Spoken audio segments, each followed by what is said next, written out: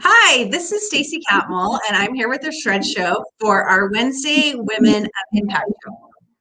If you caught us this week, you know that this is a new thing that we're doing every single Wednesday, and I'm really, really excited about it.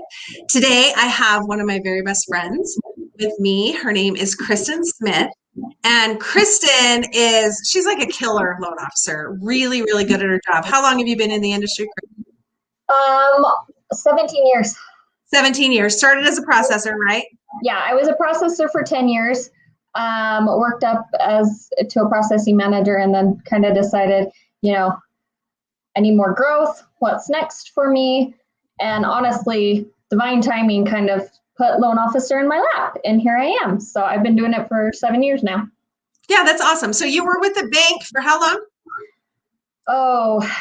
Total, because I was there initially and then went back for a couple more years. So total about 10. Okay, 10 years. And then you've been on the broker side, right? For the last 4 years, 4 years? 3. Yeah. 3 years. Yeah, awesome.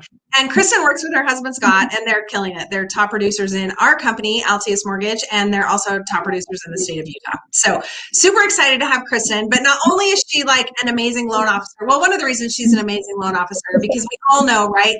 The secret to being an amazing loan officer is being able to generate business and build relationships. And Kristin really is a master of building relationships, and she has the coolest project going on right now. It's called The House That She Built. So it's a house for the Parade of Homes here in Utah, and it's built completely by women. All the contractors, everything is done by women, which is amazing and awesome and so cool. So Kristin, tell me a little bit about where you guys got the idea from and how you got the project started. The funny part about it is that actually the brainchild of it got started here at Altius, and we were actually kind of the bubble per se that kept it going. But I was asked to start the group. It's actually a National Home Builders Association group. We're a council under them, so it's called Professional Women in Building, and we are a state council. So we try and cover all the women under the local home builders associations. And so we started it, now it's been 3 years ago. I was the president for the first 2 years. And actually in our very second meeting, somebody outside of the meeting had said, well, what if one day you get to the point where you can build an all women built house? And our very first meeting, we had about 25 women, which if you've ever been to a nonprofit council meeting, that's insane. You usually only get like between 5 and 10 most of the time. Our very first meeting was about 25, and we haven't had less than that ever since. It's amazing. So obviously there was a need there, right? Mm-hmm. For people to feel heard and seen and a place for them to go. So the idea of this house actually started from our very second meeting. I kind of threw it out there as, hey, do you guys think we can pull this off? Because we had at least 3 to 4 superintendents or full-on general contractors in our group. And they're like, well, we won't know unless we try. So we started looking for land, and it took us about 2.5 years to find land. And Oakwood Homes donated a lot to us in their Wander community. And it's not fully donated, but they gave us a hefty discount. And they also, because we're a new nonprofit, we don't have a lot of backing. They did give us a hefty discount and then subordinated the lot. So, which means they're not making us pay off the lot until we sell the house at the end. That's awesome. Yeah, so cool. So when you got started, so you kind of think, oh, we're going to build a house all by women, right? Everybody who works on the house is going to be a woman.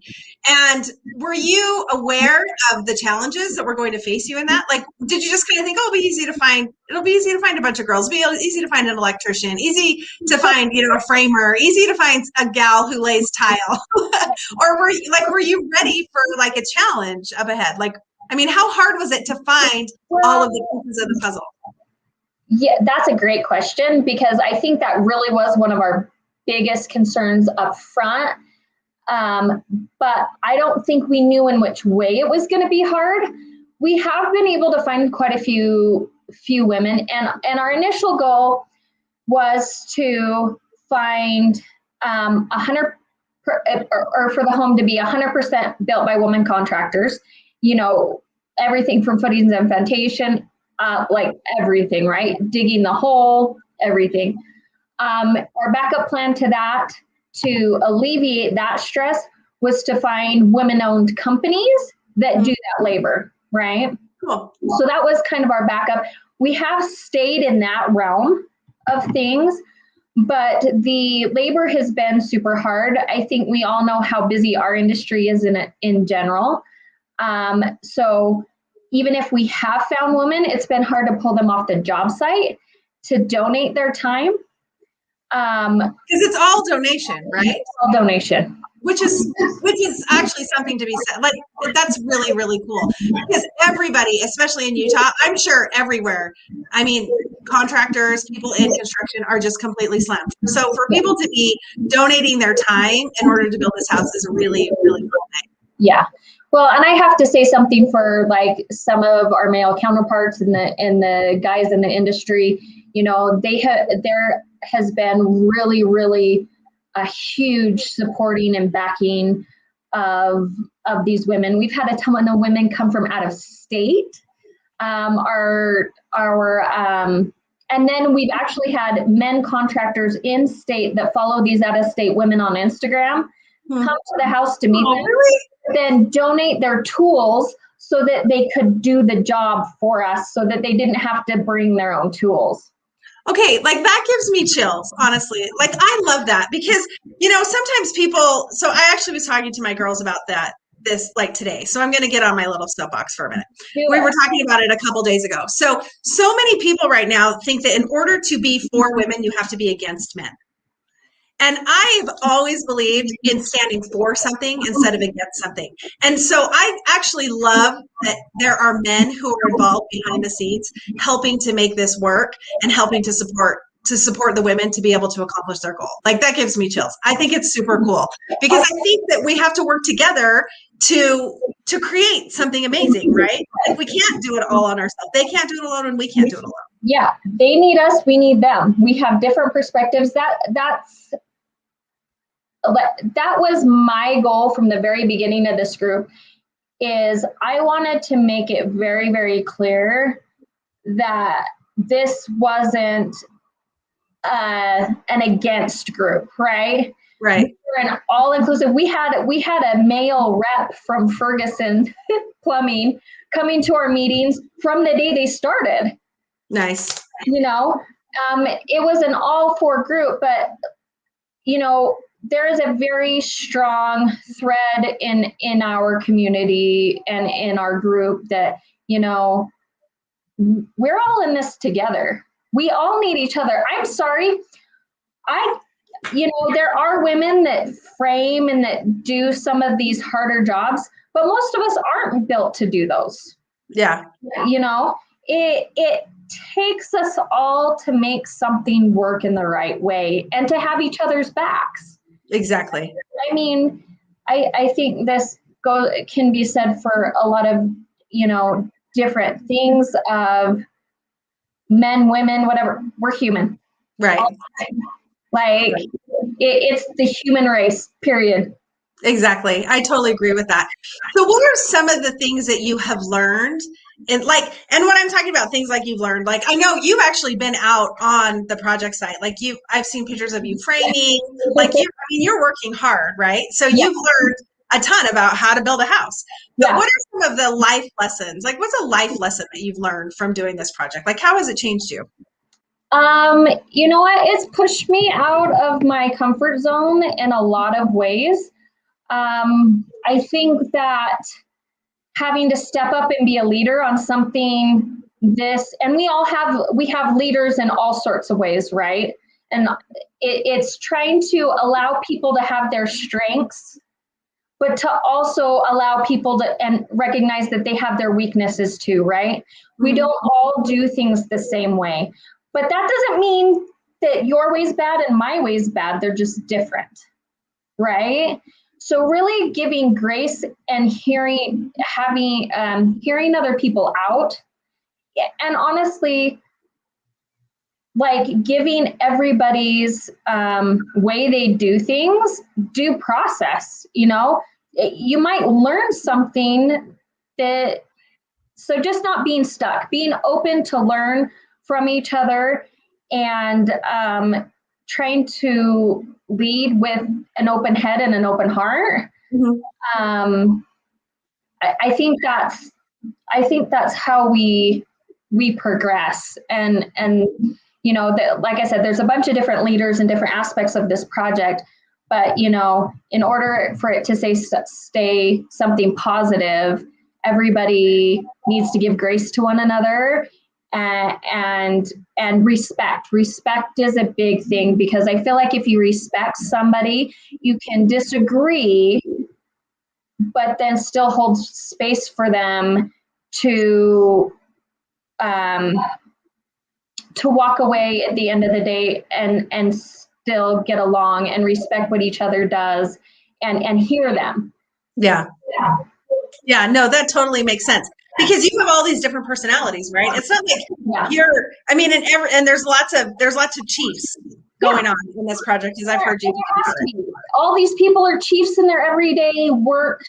Like everybody almost that is working on this is a chief in their own right. Right. So it does take skill to come down from that and be able to hear other people out. And I think we've all learned that lesson, and we all haven't been perfect, but I think we've all learned that lesson during this process. I love it. That's so awesome. So the other thing I think is really cool is, in the beginning you said that like you guys didn't really know how you were going to make it happen. Yeah. Like you didn't know, right, how it was all going to come together, or where you're going to find all the contractors, but you just said, you know what, we're going to do this, and then you put it in place. And it took a long time for it to get started, right? But then the pieces started to fall into place. So how are you going to, like, I just want to hear this from you, because I know how much work you put into it and what a baby this project has been. But that day that the house is finished and you're able to walk through that house and it's completely done, and you can be all together knowing that you did this, like, how is that going to feel that day? Oh, well, and I'm probably going to start crying right now. Sorry. Yay! The day we got plans, and we couldn't even get plans or do plans until we had the lot. And that was 2 years in its making altogether. The day we got plans and we got renderings, I just started bawling like a baby. And then again, the day we broke ground, we broke ground, but then we had a board meeting, and I sat on the state of Utah Home Builders Association board last year as their associate VP. And I made it just at barely the end of their board meeting in Bryce Canyon for basically to give an update. And I don't think I even barely squeaked 2 words out of my mouth, because I was just like bawling.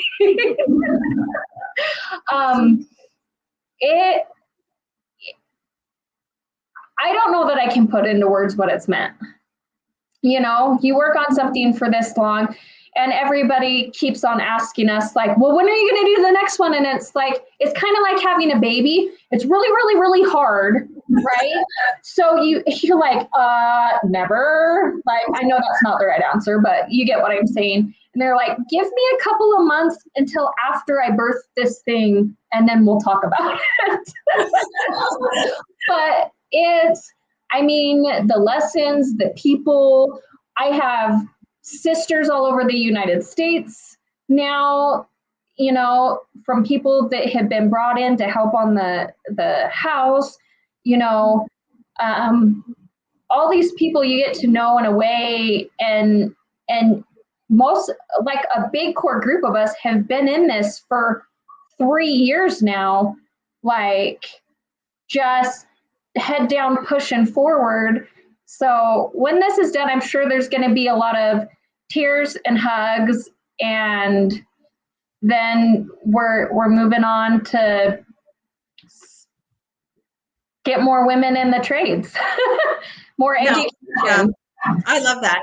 So how do you think, just closing up, wrapping up, how do you think that this project, like just this little project that you're doing here in Utah, right, with your group of women, how is it impacting women in the industry nationwide? So our little group is connected to a national network of other professional women in building throughout the entire United States. So that's an easy connect. We have had quite an interest from different production companies, from national building companies that have donated a lot of the product to the build. Just to put it into perspective, the cost to build this home, if we were just to go out and do it all ourselves, buy the materials, put it together, whatever, would it be around like 500,000? As we currently stand, our construction loan won't be over 2. That's amazing. And those funds will be going, 60% will be going to put women through construction management, trade school. We'll have scholarships available. We're going to put those in place after we wrap this up for people to be able to apply for. And then the other 20% is going to go to a couple different women-based charities in the area. And so, with the amount of donations, you can see the impact that we're going to be able to make at the end of the day with all this. It's pretty insanely cool. And I think that's almost my most favorite part is, the grants we've gotten it from different organizations such as Facebook and More Instant Construction. I think, Fieldstone Homes has given us one. We're working on one with Dominion. The Utah County Realtors Council has given us one. I mean, that just allows us to put more back into our community, which is just. I didn't even know about the charity piece of it. That's amazing. I love it. It's so great. I'm so glad I asked about that. Yeah. So I'm sorry, I even went off the national part. Nationally, though, the ripple effect that has gone through a lot of these suppliers, because we've been featuring them, our Instagram has gotten pretty popular. I was going to say the Scott brothers from HGTV, they commented on one of our posts the other day and we're like, gotta come see the house. Yeah, no kidding, right? Yeah, we've gotten some production company attention. So we're hoping that it does ripple effect and that we can help duplicate this in other areas because it would be a shame not to. Yeah, no, I totally agree. What you guys have done is totally awesome. And I love the name, The House That She Built. I mean, right? It's awesome. And you have the cutest swag. Book. Oh, well, it should be actually. Children's book. There is going to be one. So our marketing company, all women marketing company that does stuff specifically for builders, their name is Group 2. And the owners that took a hold of this and helped us out with everything have been writing a children's book based on our house during the entire process, and they're going to launch it at our parade. Well, there you go. That's amazing. That's so awesome. Kristin, thanks so much for being with me today. I mean, not only are you impacting the world of women, you impact my life every single day. I'm so grateful we're friends. So go on social media, check out The House That She Built on Instagram, right? You guys have a Facebook page too? We do. They're both at The House That She Built. The Instagram is more frequented with the stories and different stuff like that. We also, at the Utah Professional Women in Building.com, but it's Utah PWB. it has a link to all the women that have worked on it. Cool. And their stories, all our bios and everything like that. There's a place to donate. We are a 501c3, so you will get credit for that if you donate. So, and there you can follow the process, the pictures, all the people that have worked on it. I mean, from digging the hole to where we're at now. I'm going to the house tomorrow to grout. That's awesome. Well, I'll let you do that. Tell me all about it. Yeah, go follow them on social media and help Kristin spread the message about the cool thing that they're doing with the house that she built. Kristin, thanks so much for being on today, and we'll be watching to see what happens. Thank you, honey. Have a good day. See ya.